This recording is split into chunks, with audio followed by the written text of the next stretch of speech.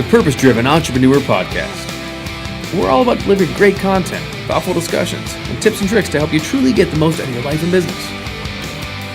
And here's your charismatic host, me, Matt Brauning. Hey, welcome to another episode. What is going on? I'm Matt, and I am excited this week. Man, I hope you've been having a good week. I certainly have. It's been busy. It's been really, really busy.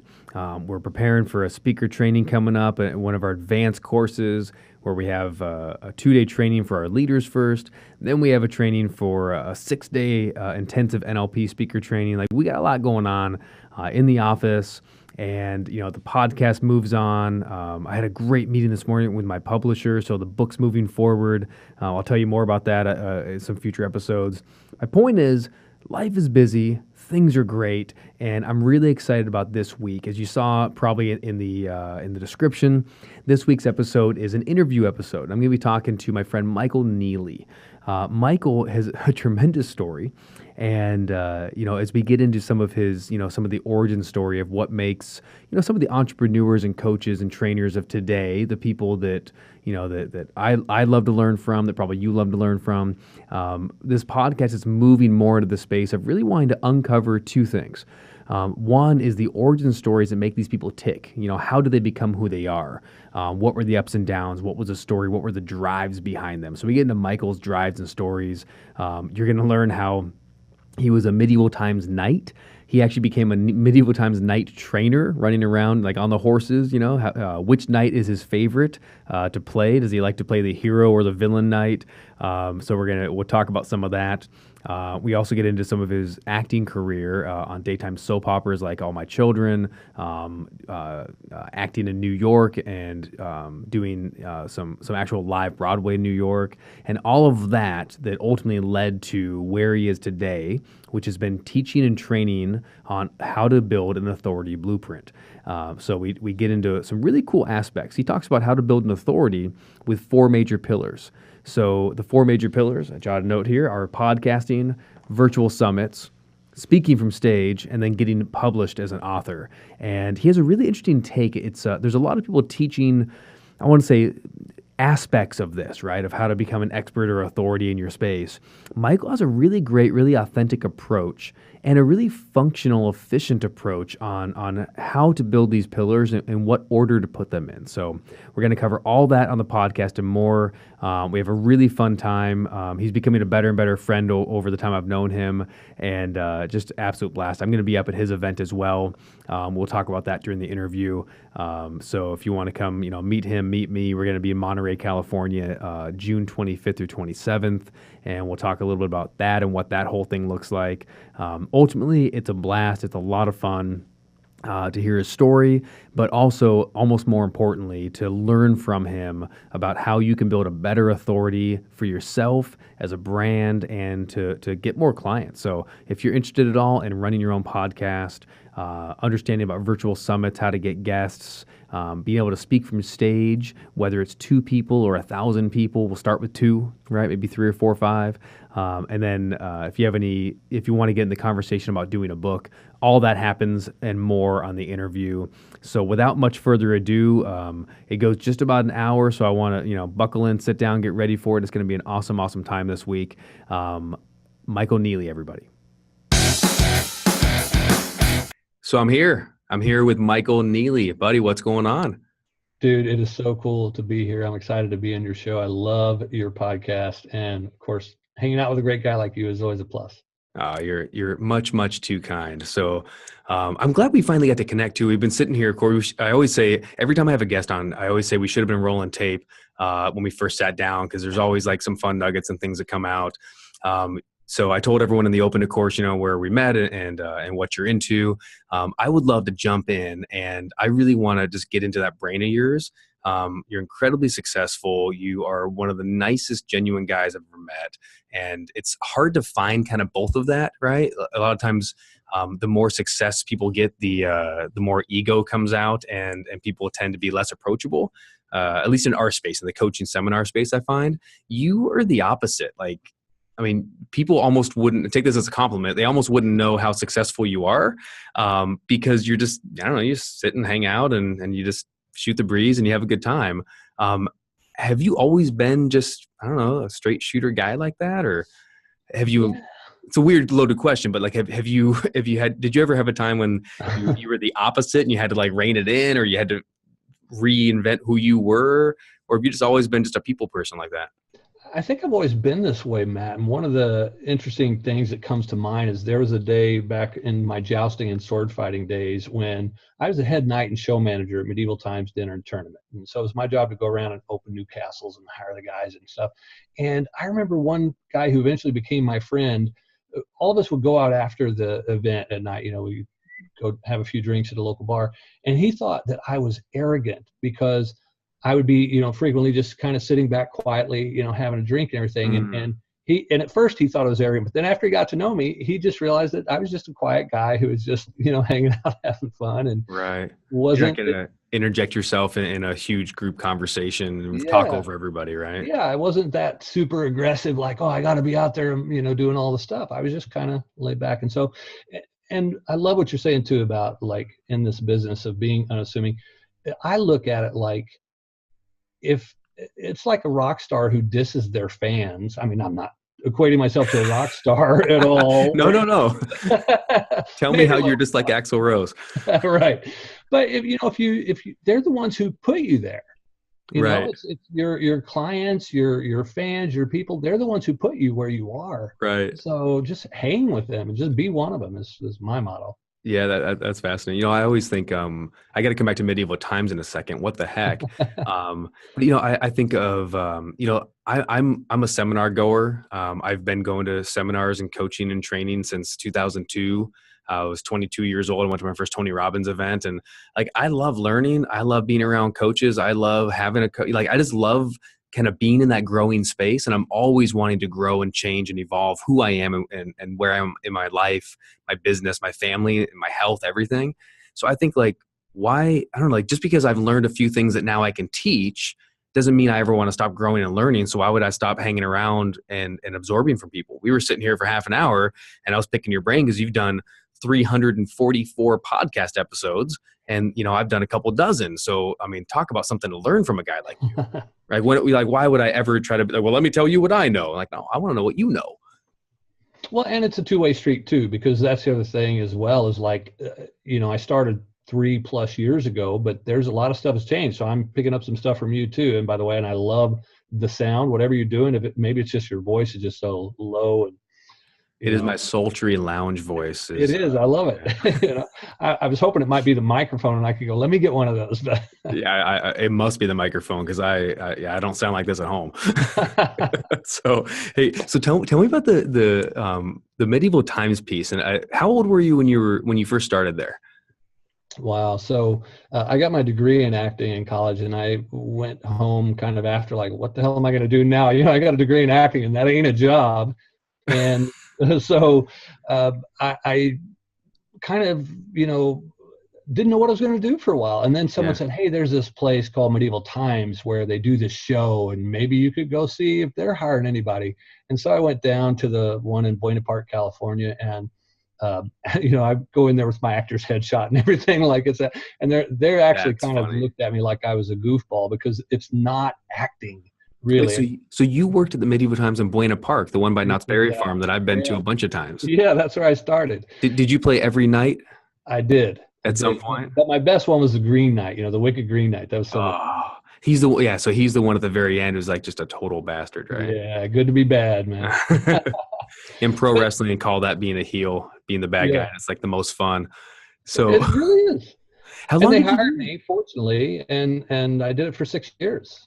With them, and then 6 years jousting with the Medieval Times. Wow. Yeah, became the head knight and show manager. So it was actually my job to go around to the other locations and hire guys and train them.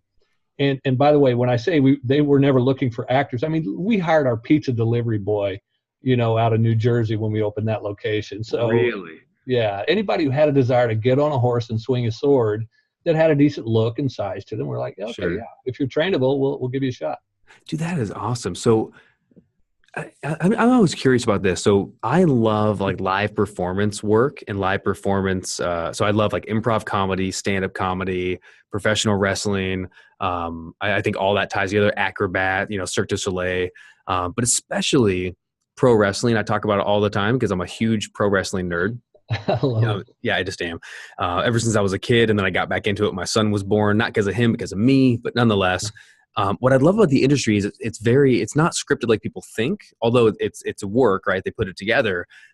It's a lot more almost like a medieval times in a way, as far as like it's improv, but they have to win over a live crowd all at once. But they're also on TV. But so I equate pro wrestling and this kind of thing to our industry, to being speakers on stage, podcast hosting, whatever it is. There has to be a certain format you follow, but it also has to be authentic enough. So when you said that, it just kind of triggered me. I wondered, does medieval times, is it completely 100% scripted, like everything you do down to the movements? Or is there a little bit of like, hey, I got to do it this way and really make it feel real? Like, Mm. did different nights do it differently, like better or worse, as far as like really being in it? Or did that matter as much because it's just a show and everybody knows it? Well, it definitely had a combination of those things. So the fights themselves were highly choreographed because that's just a safety feature. Sure. But the other parts, I mean, the gaming, that's all. You're really trying to win those games. You're trying to do your best. And then the improv between when you're, giving the other guy the finger or whatever it is that you're doing to like, egg him on. That's just all play. And then some guys were better at it, and there were a few of us who got into it who did have acting backgrounds. So we played it up a lot more, and I think a lot more effectively than some of these guys who were not actors per se. I think so. I mean, man, just like to get the attention of an entire like arena of people Yeah. and get them to buy into something that they know isn't real is hard enough, right? Yeah. But yeah, to me, I think it's very similar in a way where like when we go to like a live room, right? You're doing a live event coming up. You're going to be at one of my live events coming up next week, actually, which is awesome. Yeah. But like, so I'm going to be teaching all about speaking, right? And literally how to have influence from the stage and how to connect with people. And what I find is grabbing the attention of a whole room and getting them to buy into who you are, who they are, the shared vision, all of that. It's a lot. It's a tough skill. It's not just speaking, right? It's really about group leadership. And you seem like someone so you've been obviously through medieval times, you run your own events. How does the acting tie into that? Did you act after medieval times? Oh yeah, yeah. That was just kind of like my start, and then beyond that, I did summers at the New York Renaissance Fair for another 6 years, while I was also working in soap operas in New York City, and I even What? did some stage work there. I actually got to perform in Shakespeare in the Park in Henry V. Oh, wow. Yeah, That's so I had awesome. a lot of other fun stuff too. Now, what pieces And did you do at the Renaissance Fair? I was the head knight there as well. I played Sir Guy de Gisborne, who again, the bad guy. It's so much fun to play the You bad love guy. playing a heel. Well, Yeah, especially I don't know, like is in your space now, right? As a coach and as a speaker, you only get to play the good guy because you are the good guy. right. But and again, back to wrestling, a lot of the guys who are like the nicest in real life, they love playing the bad guy heels because it's just such a fun outlet, and they just get to do whatever they want, and it's, and get people to hate them, and it's just like everyone says it's a blast to do. And here's why, Matt. This is a lot of people don't quite Okay. get this, but as a good guy, you can't kind of mix it up. You can't all of a sudden be a jerk all of a sudden because it's out of character. But for a bad guy, you can be charming a little bit and you can Mm. play the other side, So it actually gives you a lot more breadth within which to work. And so that's what I like about it. That's really interesting. So you get a lot more flexibility and variety being a bad guy than you do being a Yeah. good guy. Yeah. I mean, when you're doing like the Robin Hood versions of Sure. those types. Yeah, for Oh, sure. that's awesome. So Yeah. how long were you in New York then? I was in New York for about 10 years. Interesting. And did it take a while to like get a grip on what was going on over there? Did you have a period of time when did you jump right into success over there? Was it a slow and steady build? What was that like? Because I mean, I've known so many people doing acting over the years that it's just that classic story of actress, waitress, actor. I don't know if you were a waitress or not, but I um, used to be. yeah. Uh, But yeah, for like Hooters. yeah. But like we're out there doing our thing, trying to make it work, scratch it and climb. What was your experience like with that? And well, I'll start with that. Yeah. So first of all, I was fortunate that what took me out there was Medieval Times Dinner Tournament because they opened a location right up there in the Meadowlands of New Jersey, right Yeah, outside of New York City. sure. So that's what took me there. And then when I left, working for them, then I really started to have my acting career take off. And when I say take off, I mean I was just starting to get booked little gigs here and there, soap opera work here and there, and I never made it to become an A-list actor. Of course, people listening right now go, "Who the hell is this guy?" No, aren't you Luke of Luke and Laura? Right? I Yeah, could have that's sworn. me. Yeah, Yeah, actually, I think at one point someone did think I looked like him, but I guess it's the hair, a little bit of the hair. It's got the it kind of, must be. yeah. My mom's a huge General Hospital fan. Were you ever on General Hospital? That was one of the ones that I was not on, but I was on Oh, All My Children. really? Susan Lucci, yeah, I played County Sheriff Shep Miles on that one. Ooh, I love that. I got to see. Can you send me some clips? I got to see something. Oh yeah, I'll have to show you. I've You know got what? my demo reel, Oh, as we call it. that would be epic. So how did soap opera acting compare to medieval times live performance? Is it night and day difference? Like Oh in my world, I don't do any of that, right? So like in my world, it's all kind of the same. It's all lumped up in the same area. What's the differences for you, and what are the similarities? yeah, and it's interesting when you use the juxtaposition of night and day. So I was at night at Medieval Times, and I was in daytime TV. So it was Daytime. very, very different. Yeah, Interesting. soap opera work is a lot of sit around and wait. Really? And yeah, I mean, if you're just doing like, what's called a day player or a smaller recurring role. Now, the contract players, theirs is much more grueling because, they're frequently having to memorize, 20 pages of script every day. Every day. Yeah, which could be freaking challenging. And the other part for them, though, is in the acting world, it's the closest you can probably find in the acting world to a 9 to 5 job, even though it's like 7 to 5 or whatever. But, Oh, right, because they're recording every day, right? Because pretty especially much. these are on 5 days a week. Yeah, pretty much recording every day. So it's unique in that respect. But yeah, it's very. I mean, first of all, there's no risk of really getting hurt, like jousting and sword fighting, and it's just kind of it's fun. I mean, you really get to go in deep with the acting, and I love that. I love getting into the depths of our souls. Hmm. When did you know you wanted to act? Is this something that came later, or is this something that like you grew up with? Because there's a lot of people I know that grew up with this passion of like, oh, I just one day. I didn't have that. I didn't know what I wanted to do in high school. I didn't do any clubs. I didn't do nothing. Wow. When I was 6, I think I wrote a note to my parents saying I was going to run away and be an ice cream man.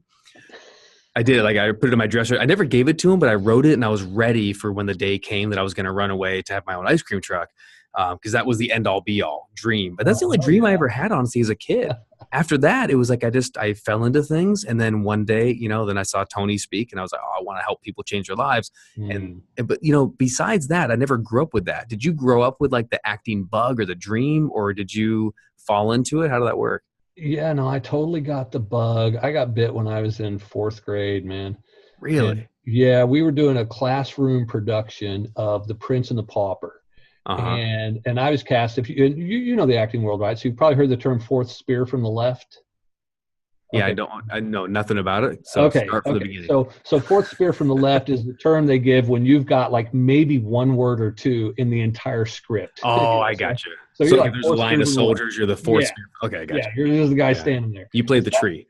That exactly. So that's kind of what I was casting. And I really did this. I did have a character with a spear, which is but what happened is during this rehearsal process of The Prince and the Pauper, these other, it's all fourth graders, and the kid playing the pauper couldn't remember his lines for the life of him. Huh. And we're getting closer to the production date, and the teacher's like, if you don't get these lines down, we're going to have to shut down the show. And literally then the day before we're supposed to do it, she goes, all right, we're going to have to cancel it because you cannot remember your lines.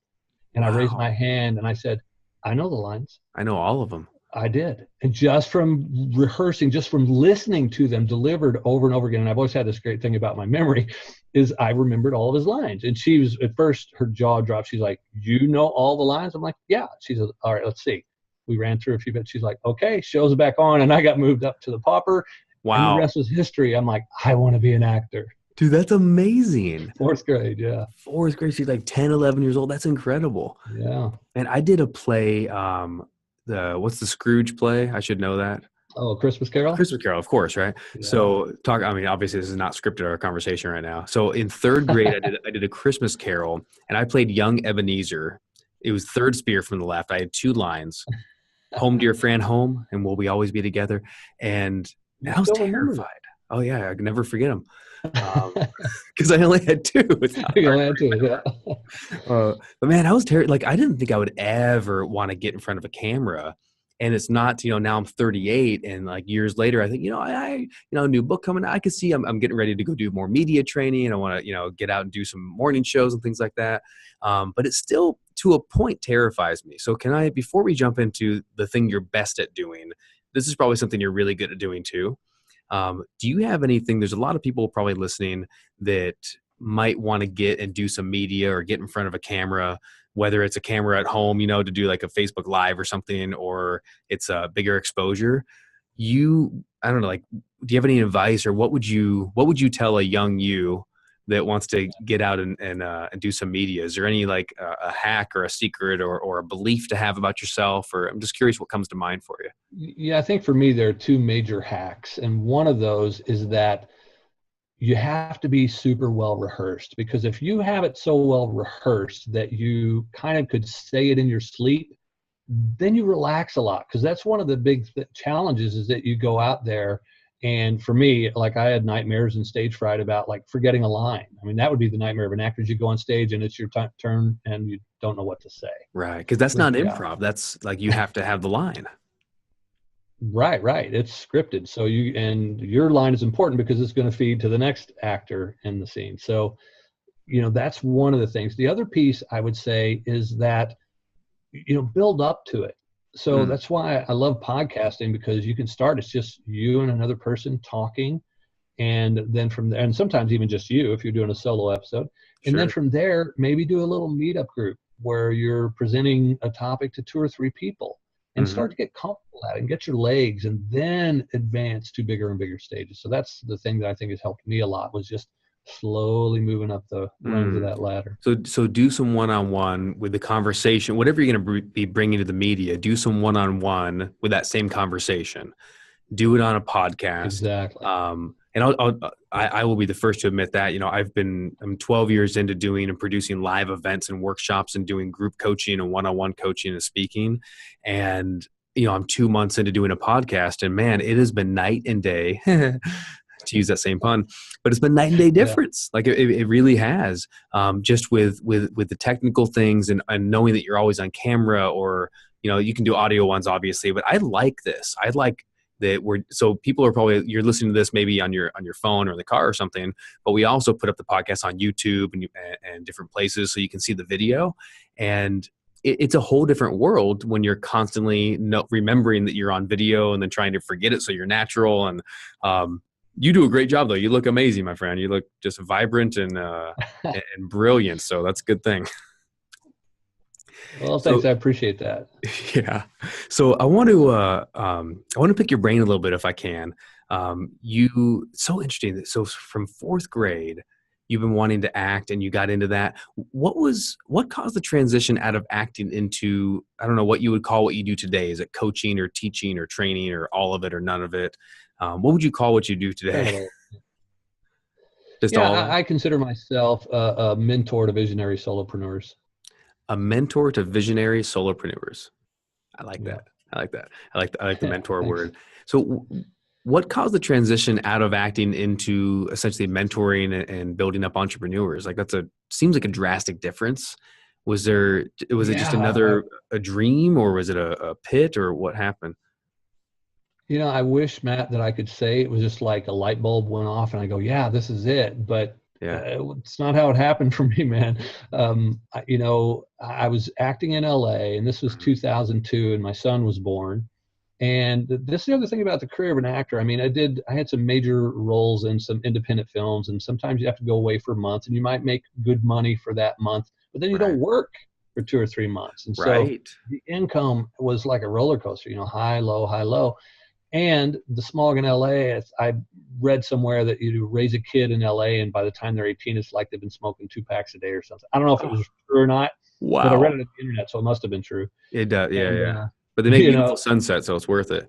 that is for sure. Just kidding. And I left there and moved up to Santa Cruz in 2004 for the clean air.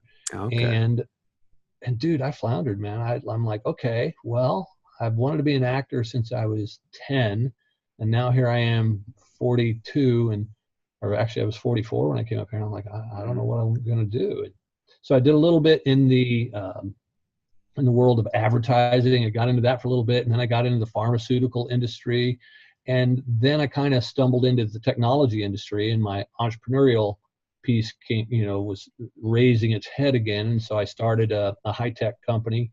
And when we hit the end of the financial runway, I decided, okay, that's it. I really want to do something else. And the part that I've left out, kind of the underlying current of this river flowing this whole thing, was personal development, and the study of ontology, and doing Tony Robbins' work, and doing landmark education, and studying Earl Nightingale and all the greats. I did a lot of that to develop character for actors. When I'm acting a role, it's like I wanted to know, how does the mind tick, and how can I make shifts that will play out on character. And so I started using what I'd learned to coach people. And then when my high-tech company hit the end of its financial runway, I mean, literally went broke, I'm like, okay, I'm just really going to dive headfirst into this coaching stuff. And so that led to the coaching, which led to the podcast, which led to where I am today. That's amazing. So what's the name of the podcast? Let's talk about that real quick, because you have you have 2 of them. Well, actually, and I'm about to have a third, by the way, but the 2 that I have, I started with Consciously Speaking, and that's a show that's got the 344 episodes. And then what's the premise of Consciously Speaking?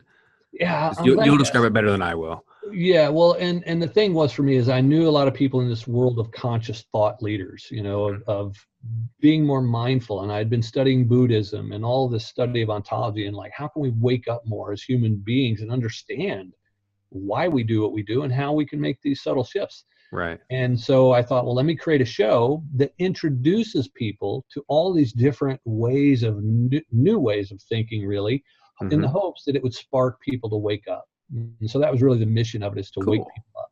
Yeah. And so that's that show. And then the one I just launched is Buy This, Not That, which is geared more towards entrepreneurs. And it's a review show where we review the technology that entrepreneurs use, and we review the training courses that they use as well. So it's totally different. Oh, that's actually really fun, because there's that old brand. Remember the book Eat This, Not That? Yeah, exactly. Right. Really, really smart thinking, right? Where they're like, well, I don't want to change my entire life necessarily, like, turning everything upside down, but I want to know that that's not good for me, and this is actually way better for me. And they look similar-ish on the surface. That makes sense. So you could look at, Ontraport and Infusionsoft and go, oh, which one should I use? Well, so you're reviewing those. Do you interview people about reviewing them, or do you talk to the people who have those, or do you just look at them yourself and like put them side by side and go, let me show you the differences? Or actually, that sounds fun. Interview the people. So like for Ontraport, for instance, I interviewed one of their. Oh, you actually did Ontraport? Okay. Oh yeah. It hasn't launched yet, but I've interviewed them, and that was a long episode, because when you dig into something like that, there's a lot of those elements that, for me, it's important to flesh all that out so that someone who's looking at it can see it and go, oh yeah, that's what I need, or it's maybe more than I need. Yeah, that makes sense. Yeah, but so I try to interview the people, like either the creators of the software, or having you on to talk about the programs that you offer, because you train entrepreneurs in certain skill sets, so valuable. And so I'm going to have you on, and we're going to dig into those elements and see what's the promise of the program, how's it delivered, all the nuts. Right. That sounds a lot of fun, because and it speaks to I think, like, how I sell things is my philosophy is very simple. It's like I think about what people need, and then I try my best to build the best version of what will solve that, and then I deliver it with the highest integrity I can. And that's not like just like blowing smoke. I think that's the easiest way to sell, is if your program genuinely will fix the things that people are looking to solve, and you really put it together the best way you can, it's going to be valuable. So, but I always like, I explain that to people, right? So I go, well, here's my program and I do it this way. And here's why I do it this way. And I do these deep immersions and here's why we do that. And then other people do it this other way. And that's good. But I think that you missed, so I just like to explain the elements of it and then people can make their own decisions because there's 101,000 NLP trainers to go to out in the world. But I have a unique viewpoint for what I train. There's a million people nowadays that are going to teach you, hey, here's how you can become an expert. Here's how you can build your solopreneur, entrepreneur business. Here's how to get PR. And everyone has a different take on it. Yeah.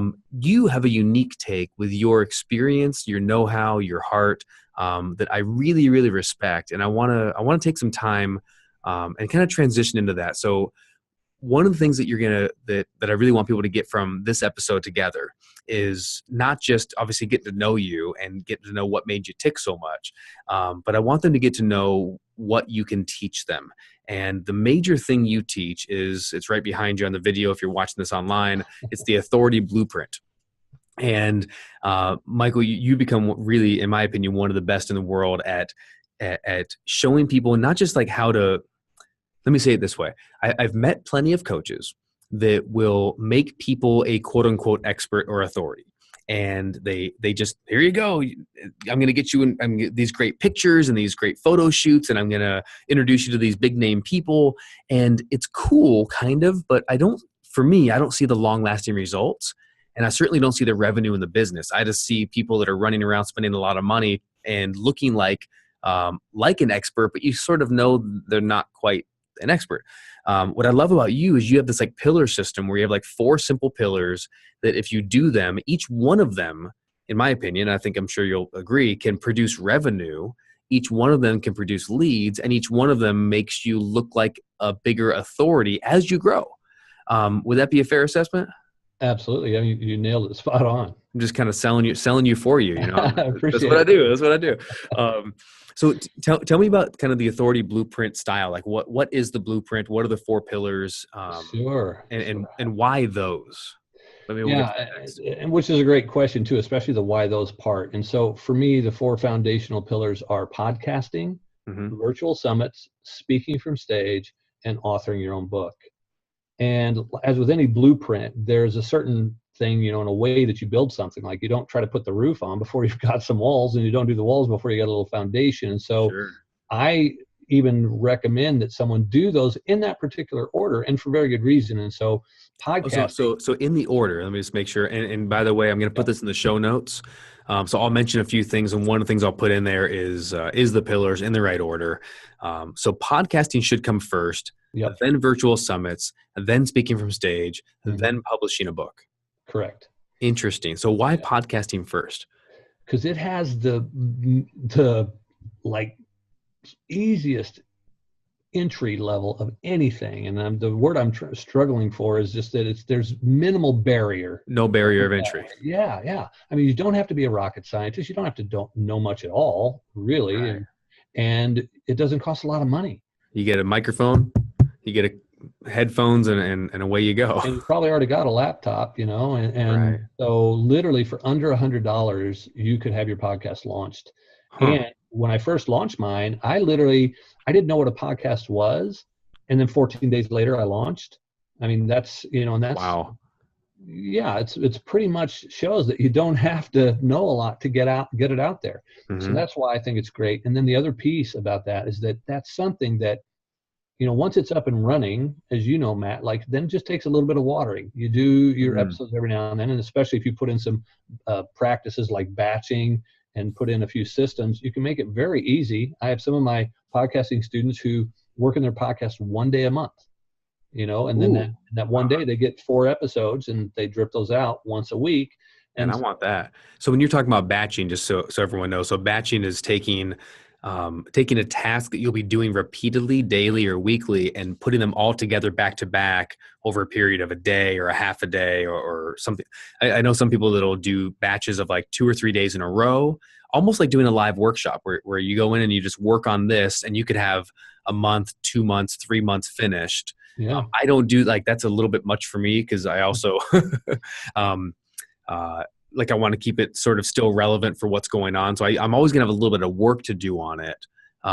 But batching together can really make it simple. So you don't just teach people, hey, get a podcast. You actually have a system for making and launching a podcast, which I should have gotten. I wish I knew about that a few months ago.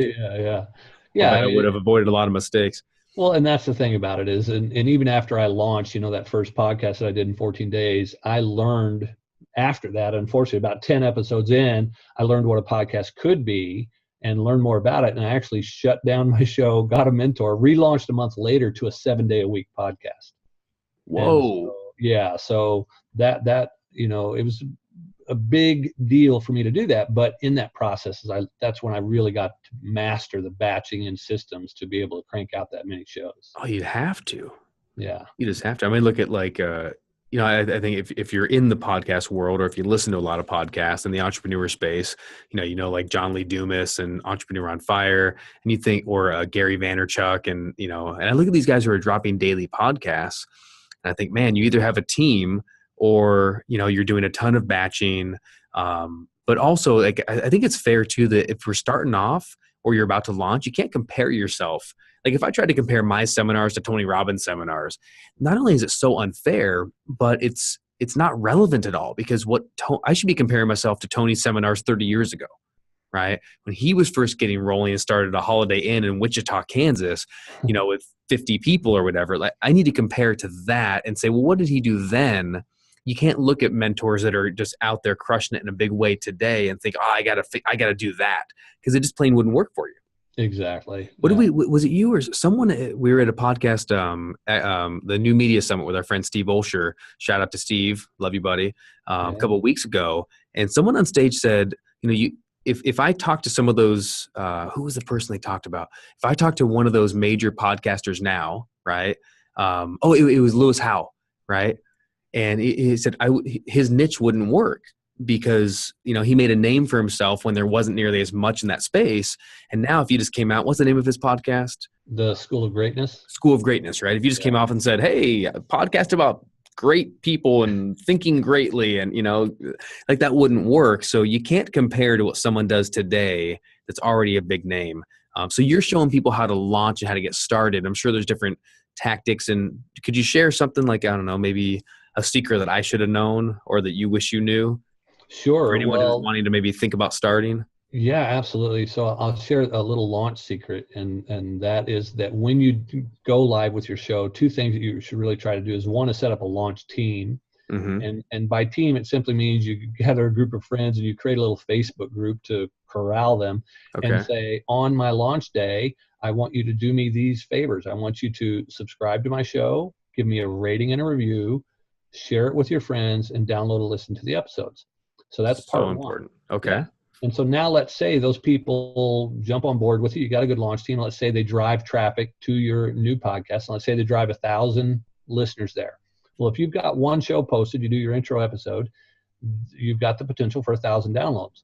But if you launch with 5 episodes, now you have the potential for 5,000 downloads. Jeez Louise, right. Yeah. And so what that does is it will accomplish a couple of things, which these aren't going to be things, by the way, that just, skyrocket you to the moon, but they will increase your discoverability, which means you'll go up the ranking in the charts. You can get some kudos like that. It's kind of like trying to become an Amazon bestseller, if you will, a little bit. Yep, absolutely. You get to number 1 in the charts that way. Well, you need the reviews, you need the ratings, and you need the downloads. You need all that too. And when you hit higher up in the charts, then if someone's looking to add a podcast to their repertoire of, what they listen to, they may be going, oh, what's new in self-help? And all they're going to see are the top rated shows, because it doesn't give you an extensive list. Right. And so they see if you're in the top ranking and then it piques their interest, then you've got a new listener. So that's kind of the value of a launch strategy that can really burst you onto the scene in a big way. Yeah, I'll tell you, I don't want to say who, but I'm pretty sure she's a student of yours or has taken your authority blueprint. And also a student of mine, a member of my mastermind. I'm looking out and she just launched a new podcast a couple weeks ago, maybe 3 weeks now or something like that as we're recording this. And I was searching on my phone, literally like a week ago, searching on my phone and looking to see, I'm like, I wonder if I made it anywhere near the top 200 in business, and nowhere. So I'm searching not in the subcategory, but in the category of business, just business, right? Not Yep. business marketing, whatever. And I'm looking and I find her podcast number 32 overall in business. Wow. And literally I talked to her and she said she followed exactly that launch strategy. She got the group together. She did exactly what you said. And she's beaten out TED Talks, Tony Robbins, Susie Orman. I mean, like all these big names, that have their business podcasts. Yeah. I couldn't believe, I mean, 32 overall. That's not like there are thousands and thousands and thousands of business podcasts. Yeah. That just blew my mind. So I just wanted to edify that what you said works.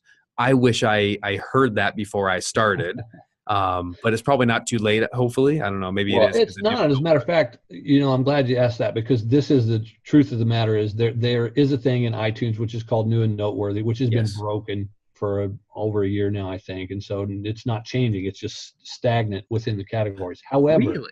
Yeah. However, what can work for you really nicely, though, is you can still do a day where you try to blast things out there, and you'll still climb up the charts, because the charts are always up and down. And so you could, pick this week and say, okay, I'm going to blast the heck out of it. I did it at one point. I actually contacted all my friends and I said, hey, if you're already subscribed, unsubscribe. If you've already downloaded shows, delete those. And then I want you to resubscribe tomorrow and download the shows again. Really? And, and somehow it works. I mean, it's kind of gaming the system a little bit. But the whole idea is that you just go up the ranks so that you can get, more recognition and be discovered. Right. Well, and that's some of the problem is like, these systems, whether it's Google or it's Amazon or it's iTunes or New York Times, right? It's like the system is trying to design itself around organic shifting, but the reality is even the biggest names, it doesn't work that way. So like you almost have no choice but to game it. It's not gaming it. I think it's knowing the rules and then playing the game. Yeah, Right? exactly. It's very different. So interesting. So anyone can start a podcast. Yep. You'll show them how to launch it, how to get it started. And that's a huge tip. So, and how to monetize. I want to change mine. Let's talk about monetizing a thing. And I know we have more to get into, but so what are some of the ways that because I look at podcasting as the long game. Mm-hmm. And one of the only reasons, and I'd love for you to break this myth for me, one of the only reasons that I'm doing it now, I'm spending a lot of money on it. I have a team that helps me with it, all that stuff. But I'm only doing it really because the other part of my business pays for it, right? This is free. I don't make any money from it. I know that, hey, once I get down the road, maybe there's sponsorships or maybe there's whatever, fill in the blank. So I know it'll be good for me later. I'm willing to spend the money and the time to do it. But I think if someone's starting off, especially a solopreneur, if I look at, I either put on a live workshop that I can sell something, or I go speak, or I do a meetup where I can have a consultation and sell one-on-one clients, or I do a bunch of podcasts. Like they only have the choice of picking the thing that's going to generate revenue. So number one is there a way to get sooner? I don't know if that's the right way to say that, revenue sooner in podcasting, or is it a long game? Because that's just how I've seen it. Yeah. No, I appreciate where you're coming from with that, Matt. And I do believe that the long game is the best play. Yeah. And even if you're doing other stuff in the process, I still say keep that long game going. Okay. Mm-hmm. It will pay off in spades down the road. And there are ways to make money sooner. As a matter of fact, I just had a new client sign up for my podcast training course, which I love it because I told her, I'm like, you are going to be my testimonial, my rising star for this particular format, which is that if you have a high-end ticket offer, if you sell a high-end service or product, then you don't even necessarily need to sell to the audience. Why don't you create a show where you bring on guests who are your potential clients? And so you could literally make money before your show even launches. And so I'll just tell you hers as an example. She is in the automotive repair industry. Okay. And so actually what she does is she is a QuickBooks expert, an accounting expert with QuickBooks that helps people in the automotive industry to increase their money, their revenue stream, and the money they actually get to keep out of it. I love it. That sounds good to me. Yeah. So for her, a new client can equal $30,000 to $60,000, just one new client. Okay? Right. Annual revenue. That's what it could amount to her. So we're going to create a show where she interviews auto body shop owners, So she gets beyond the gatekeeper. She brings them into interview. And during the process, I she want to asks give them you about, exposure. I want to have you on my show. and they love it, of course. Of course. Okay. So you get past the gatekeeper, they're going to come in and talk to her, and she can find out some of their challenges, like how is your revenue flow going, or do you find any challenges? What are they? And if anything revolves around money that is a challenge, then later, outside of the episode, she can approach them and say, by the way, I can help you with that. Wow. Yeah. And so when you look at it from that respect, she could actually get clients booked before that episode ever even goes live. Wow. So That's genius. So there's one of your quick a way to actually, so that's almost building like a sales model, which is really interesting and upside down from what you would think, right? yeah. So you're not trying to, hey, now you heard from me and come to my seminar and you can hire me, go to my website. That's interesting. Yeah. Go ahead. Well, I was just going to say, and I know other people who do that the same way. And then there's also the possibility where some of them do it as a very soft sell. Because think about it. If you bring on, I know another gentleman who is, well, you met him too, Tom, at the Icons. He was one of the icons at New Media Summit. And Tom is a professional speaker. Yeah. And he brings on guests who require professional speakers for their events. And so even smart. In the process, and in the process, they learn that he's a professional speaker, and just you build the rapport. And I don't think he's hard selling or pushing or anything. No, but he's seeding it, and he makes sure they know. Exactly. And so then he's like, yeah, and by the way, if you ever need anybody, I mean, and they're like, oh, really? You do that? Awesome. Well, I'd love to hire you. And, yeah, actually, we have a managers conference coming up. There you go. Awesome. So we should all get started podcasting. We're getting we're getting towards the end of our time. I know we have 5 minutes or so left. Virtual summits, something else, obviously it would build authority.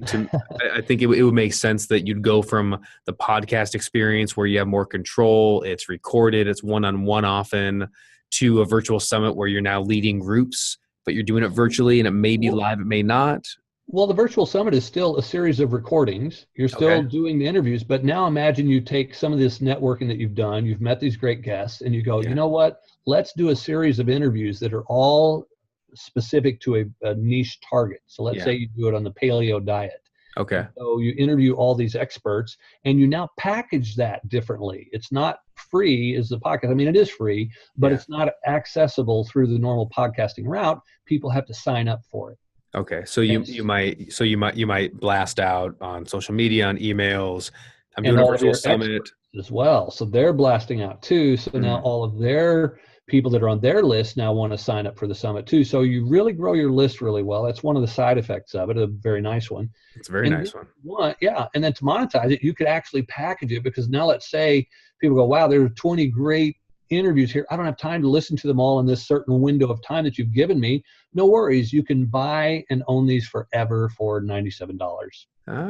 So maybe free to access live. It's a 14 interviews over 14 days or something, but you can have the entire package as like a home study kit or as a, what do you call it? As an archive or recording? Yeah, you'll own the recordings forever. You can download them and keep them. I love that. I think that's great.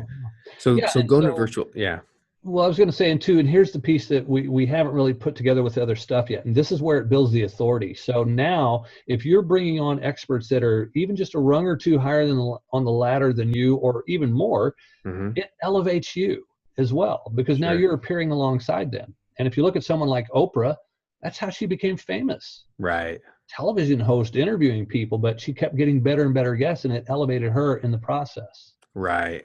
That makes good sense. And that'll allow you to have a platform now that to do that. So the next step though would be speaking from stage. Yeah. So you put that number 3 for a reason, I'm guessing. So once you've been getting the experience with virtual hosting, with virtual interviews, with more and more credibility, right, that you're building, why is speaking from stage third? Well, the podcast and the virtual summits will do a couple of other things in the process, kind of like what we talked about earlier about the whole stage fright thing. Sure. You really can start to get more comfortable speaking in front of larger and larger groups, in front of, more elevated people, if you will. I mean, you may be nervous the first time. If I got to say, if I were interviewing, some big wig on my show, I mean, we'll think about Mark Maron, just a couple years ago interviewed the president, Barack Obama, on his podcast. Right. Yeah. So, I mean, imagine, being comfortable enough to do that. So you get more comfortable, and in the process, you hone your speaking skills, and you can start to develop what I call your signature talk. And then you're ready to take it to the stage. Awesome. What's sort of some quick advice on getting ready to speak from the stage, or like where do you come in? What would you show some of us how to do? Well, I would say first off, start small. Again, just try stuff out. And the best way to do that is start your own meetup and gather. I fully subscribe to that concept for sure. Yeah. As a matter of fact, I'm after I interview today, I've got a meetup of my own tonight I'm going to be speaking at. 12 people signed up, small group, but you get to go to these things and practice and really fine tune your message. And, as an expert speaker, it takes some time, and you just get better with it over time, and then just grow from there. And then maybe get on other people's stages. Like you said, I'm coming to speak at your event. You're going to be at my event, by the way, for anybody who's out there wants to meet you in person, I'll be there. Yeah. So tell me about that a little bit too. So obviously you're going to cover podcasting, cover virtual summit, speaking from stage, and we haven't even had time to get to getting published, but that's going to be a dessert jewel that you can get at the live event. There you go. Your live event's coming up. I'd love to, can we plug that for you? Absolutely. I love it. It's called Your Authority Blueprint Live. Yeah. And it is going to be 3 days of a transformational business event where you're going to learn, you're going to have fun, you're going to actually get through a lot of the mental blocks that hold us back too, because let's be honest, let's very real about this, is that a lot of what stops us isn't what we know.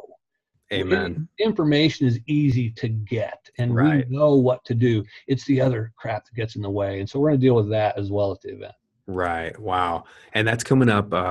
You obviously you'll repeat this, right? But the next live one is coming up June 25th, 26th, and 27th in Monterey, California, which what a beautiful place to put on an event. That's phenomenal.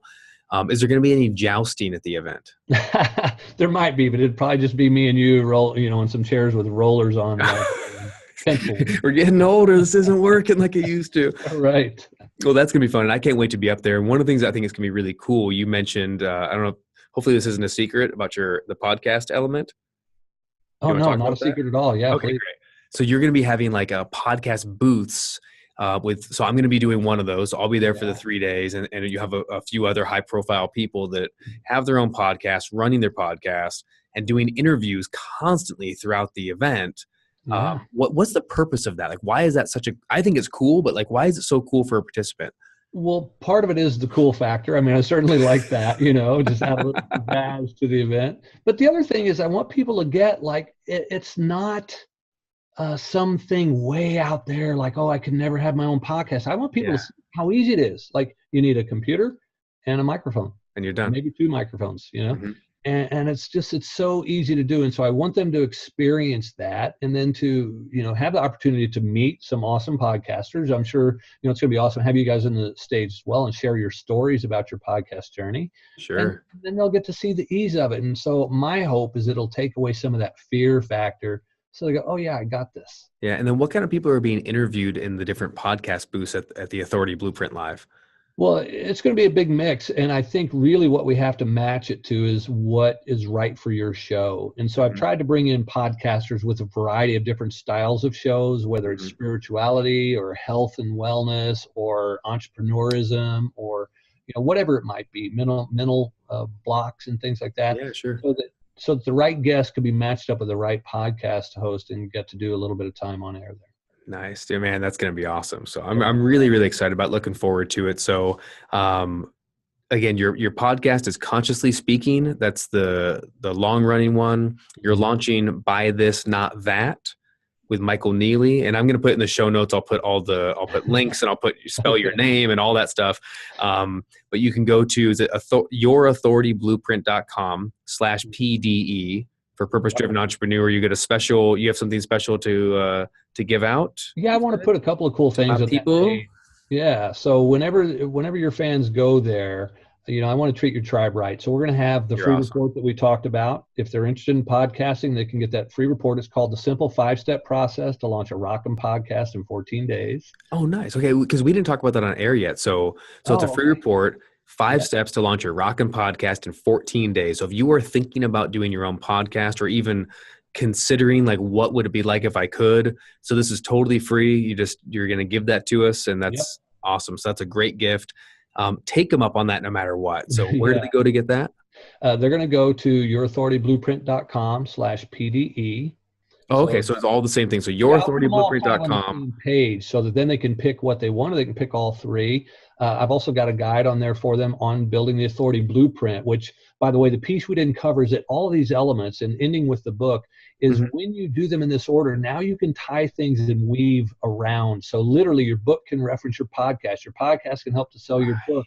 You can booking speaking engagements because of people you're connecting with at the summit, and it just interweaves in Right. a way that creates magic. And then when you start getting your book sales, and that points back to the podcast and your live events, Exactly. Exactly. that's brilliant. Yeah. There's I'll tell you this, Michael. There's a lot of people, like I said, trying to teaching different elements of, authority and expert and credibility and celebrity and different things. But the way you've put that together, I haven't seen before. I like it because it's functional. It's not the sexiest necessarily, right? Like it's not like, I don't know, start with a podcast, do some virtual summits. Like, okay, a lot of people, I want to be a speaker. I want to go do keynotes, or I want to get on TV, or I want to get a book is like the people's first thing. I think a lot of people want to do. Yeah. But for you to lay it out, this is the most functional approach, right? Where you say, listen, do this in this order because it's going to make you better every step of the way. It's going to set up your authority as you go. And then by the time you get to the end, you can link back to everything. And it all just fits. That's exciting. So you're going to go over all four of those pillars, teach them how to do it, walk through that, have some guests coming out, doing podcasts, sharing about that, teaching about books, teaching about, this is cool. So again, if you're listening and you're considering, I'd like to be speaking on stage, or you already are, I'd like to publish a book, or you already have one, time for a second one. I'm doing my second book and first one in 10 years I told you about before we started That's rolling awesome. tape. So it's like, and from this point forward though, I'm going to start doing a book a year. Just every single year, I'm going to roll out with a new book in a slightly different niche, because why wouldn't I? And the book is tying back into the podcast, tying back into the website. So Yeah. follow Michael on this. It's yourauthorityblueprint.com/PDE. Again, it's going to be in the show notes. June 25th to 27th in Monterey, California. Yeah. That is going to be epic. Right. And that's the last piece I wanted to say that they'll find on that page, Matt, is that they'll find a Oh, yeah. link to the live event. And when you go there, check it out. You'll get more details on the event, but also we wanted to create something special for your tribe. And so anybody who goes there and you decide you want a ticket, there are 3 ticket levels from economy, business class, and first class. Come on. Yeah. And Such if you great branding.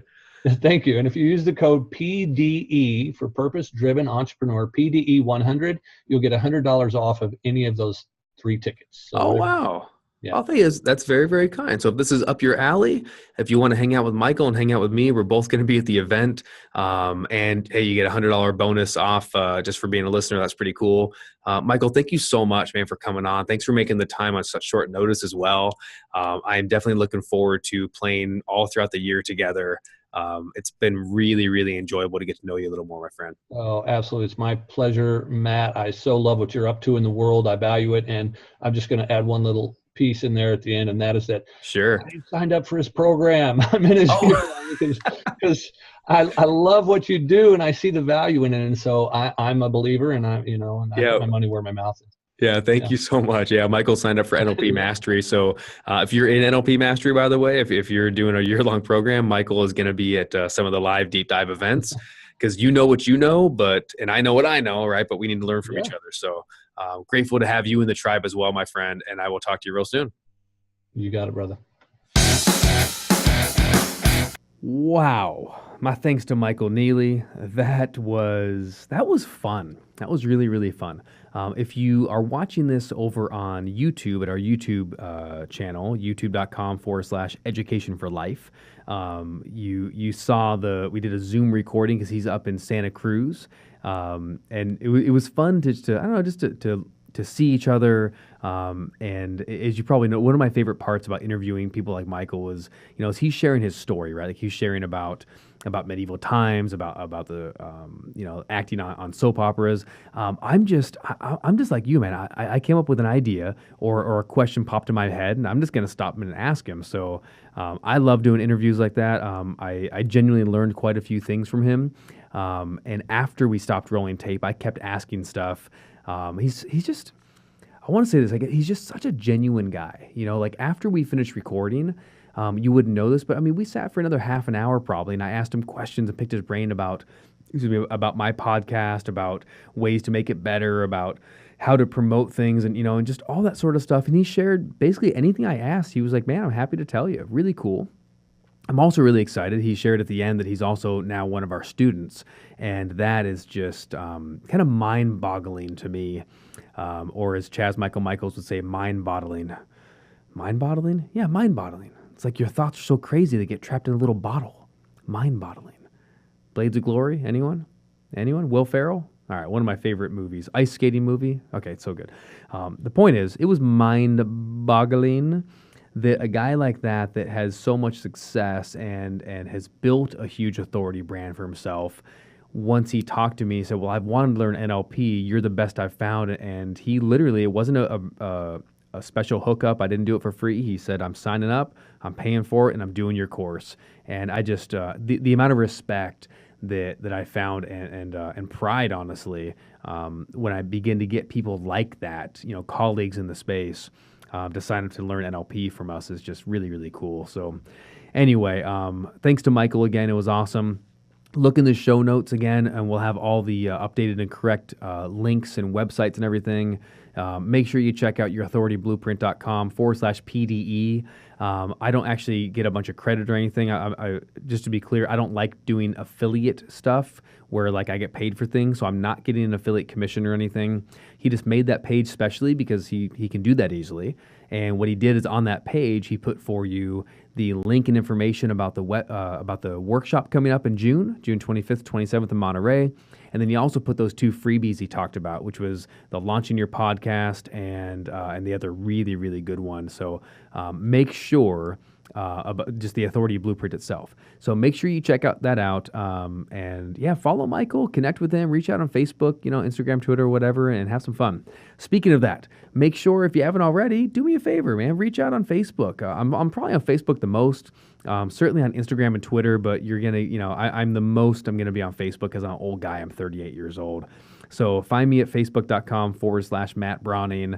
I put really cool memes and quotes and pictures of my family and leadership stuff. And I drop the new episodes. Also every Monday.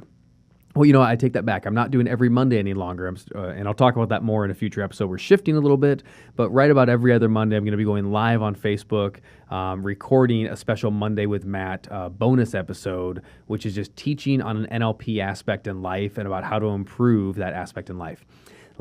This week, on this last Monday, I talked about fear and how to eradicate it from your life. So if you haven't listened to that episode, go back. It's episode 26. It's really, really good. It's got a lot of traction. You can find it on my Facebook page and watch the live video if you want, and comment. Please comment. Let me know what you think about it. You can also go to iTunes, Stitcher, Spotify, iHeart, Google Play, you name it, whatever platform you get it from. And you can get the podcast for the audio version as well. So if you want to learn how to banish fear from your life, that's Monday's episode. And let me know what you thought about Michael's episode as well. Leave me some comments. Give me some love. Leave me a review. Man, if you haven't gone on iTunes, just a quick little 5 stars or however many stars you think are appropriate. I would love your feedback on, and if you think I suck, tell me I suck. I wouldn't mind that either. But if you think I'm good, tell me I'm good. If you have any feedback or ideas, please tell me. Any ideas for future episodes, I'd love to hear it. I'm excited to connect with you more, and we will see you next week on The Purpose Driven Entrepreneur. Have an awesome weekend. Bye.